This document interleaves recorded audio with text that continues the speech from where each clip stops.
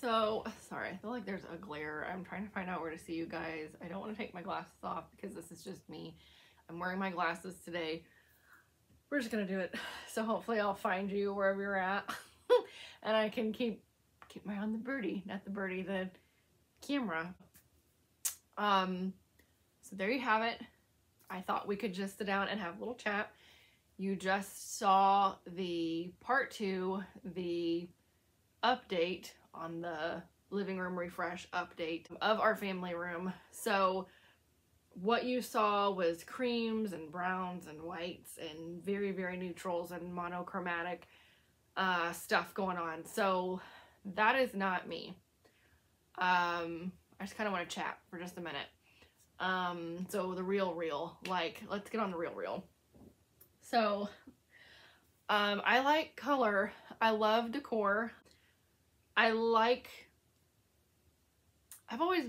know, I'm sure there's maybe a name for it, which I think like not too long ago, there was some trend going on called comment down below, correct me. It's something about grandma millennial style or something like that. And it kind of reminded me of what I've always enjoyed from the time I was very young. I grew up with my grandma having Victorian antique furniture all throughout her house, but yet every room wasn't the same, but not in a bad way. Like, it didn't stick out and it didn't matter. Like, her house looked like Martha Stewart came and decorated it, but it was her. It was all her. She knew what she was doing. She did very well at it. But she had her own unique style, and seeing that, I always, since I've been younger, have had a heart for like older people, older things, older times. It's just been where my heart has been from the time I was younger. You can chalk that up to being practically raised by my grandparents. I had a very strong relationship with my grandma and grandpa. I spent a lot of time with them. I grew up around them a whole lot. It kind of shaped and molded who I'd become throughout my life, and now even as an adult. That was where my heart was. So long story short, we would go to antique malls every weekend around the whole entire state. We would go to different flea markets and things, but antique malls was just, that was our hobby. Every weekend was going to the antique malls, hitting them up all around the state or in the counties. And from a little girl, I was using money that I had to buy things. Some people used to say hope chest. I haven't heard that phrase in forever. I didn't exactly have a physical chest, but I would buy things and I would store them away, or I would use them if it was something I could use at the time to keep as I was older, you know, or got to be an adult and was out on my own eventually. And I loved that. Like, I had much rather would have older things than I would brand new cheaper things from a store nowadays. I just love I don't want to use, I say romance. The romance, the style of what used to be. I love the quality and the texture of what used to be. You could say that's philosophical in a lot of different ways, but talking about furniture, talking about decor, I don't have a whole lot of that in my home anymore. There was one point in time I went through and my kitchen was done in retro, you could say like 50s and 60s vintage, like cherry theme, but I had like the 50s, like, I don't know what the exact, if you know what I'm talking about, comment below, but it was like that marble, like colored marble top with like the stainless steel trim and like the chairs that matched. Oh yeah, I went through like 3 or 4 different sets of those.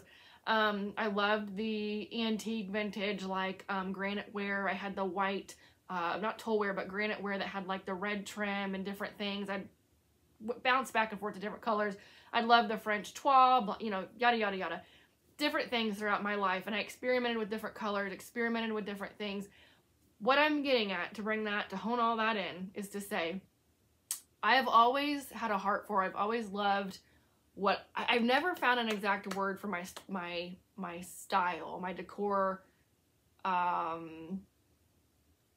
my decor preference. So that's why I'm trying to get all this on these little bunny trails to say, I've just always called it traditional with a hint of vintage. And what I mean by traditional, I mean like cherry wood scrolly, like big pieces, like bold colors, like velvet fabrics and different things. I loved all the stuff, but I loved traditional with a hint of vintage. I love anything vintage.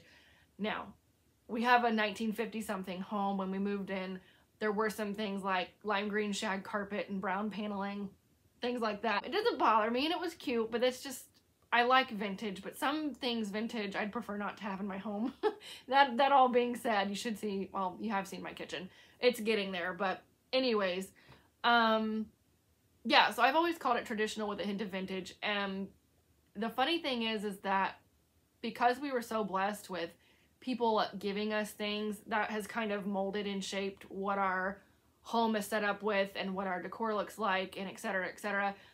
Little pieces here and there I've bought, like tiny little pictures on clearance somewhere at a Goodwill or whatever. Most of all, I just try to take my traditional with a hint of vintage and mesh that with what we've been given. And so all that to say, the first part one of the living room refresh you saw was not me.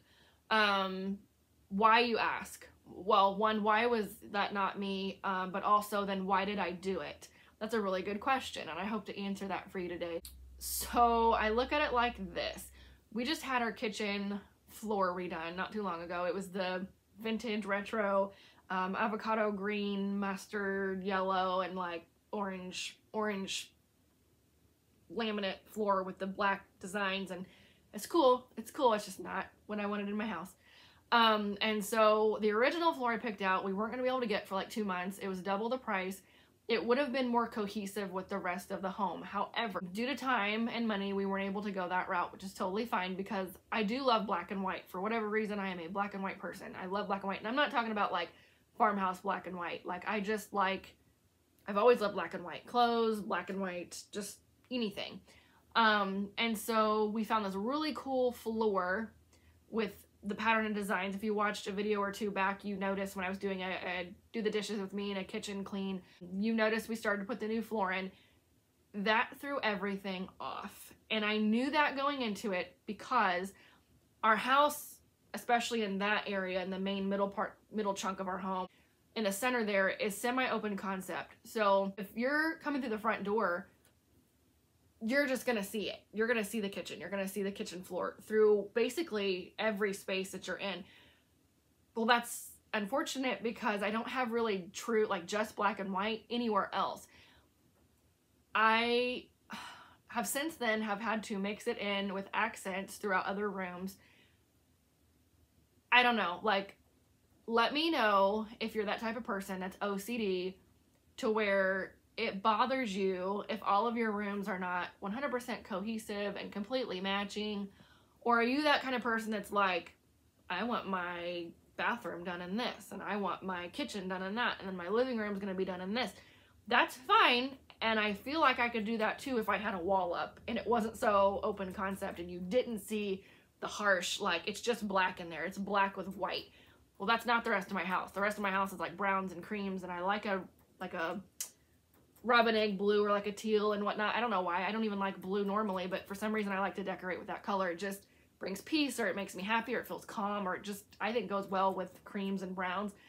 I always have. I didn't want to do the neutrals, but I thought that with the black and white floor, neutrals, or going just white accents with my creamish yellow walls and my brown furniture, was the way to go. And I couldn't stand it. It didn't make me want to be in that room. It didn't make me happy. I didn't feel comfortable. I didn't feel at peace or at ease. And just to be honest, I liked my colors and I liked my decor. I mentioned something, I think, in the other video about, you know, like if you want 5 pictures on your walls or toss pillows on your furniture. Because here's the thing, I'm trying to go more minimal. Am I going to be a minimalist? Absolutely not. Is it better to have an uncluttered or decluttered home? Absolutely. I'll get into that, the specifics of that in another video coming up soon. But I say all that to say, I think I was going for this Pinterest-worthy home. Everything matched. It was all neutral. Not because I was trying to go with the crowd, but because I was trying to figure out somehow, one way or another, that this floor wasn't going to stick out like a sore thumb, and all these other rooms were going to be so different from that, because you just see it all when you're in here. So thankfully, through prayer and through the Lord helping me, I've been able to keep my color, keep my decor, mix in the black and white accents, and I think it works just fine. However, my husband and I were talking the other day about adding a wall. There's some history to that. I'll explain and get into that later. But for now, just know that if you like it, who cares? It doesn't matter. And I'm learning that a Pinterest home isn't always a perfect home. So if you like farmhouse, I'm excited for you. Do all the farmhouse things. If you love being minimal and you have one chair and one bed in your house and one glass for water, I'm not mocking you, but I think that's how it works. Whether or not, I'm just letting you know, do it if that's you.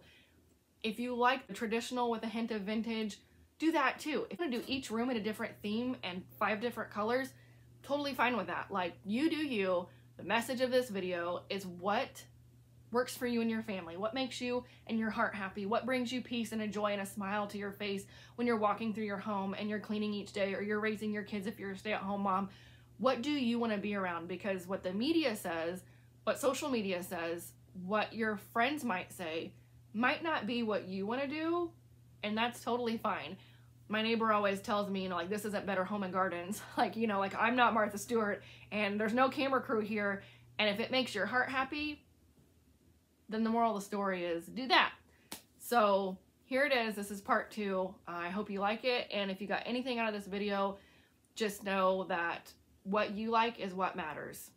And don't forget, if you are in Christ, you are a new creature. Old has passed away. Behold, all things have become new. 2 Corinthians 5:17.